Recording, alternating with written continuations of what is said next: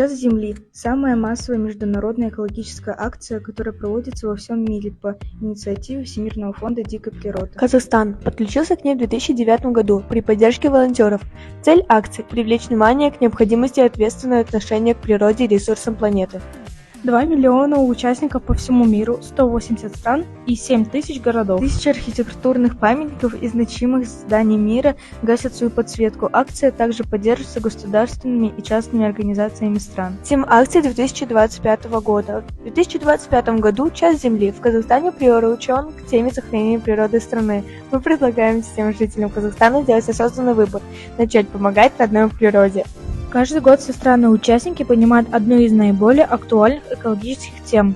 В прошлые годы в Казахстане акция, в частности, уделяла внимание вопросам экологического активизма. В столице Казахстана на время акции выключились подсветки резиденции президента РК Акорды, Байтерека, Триумфальной арки, Астана оперы, Назарбаев университета и других крупных объектов города.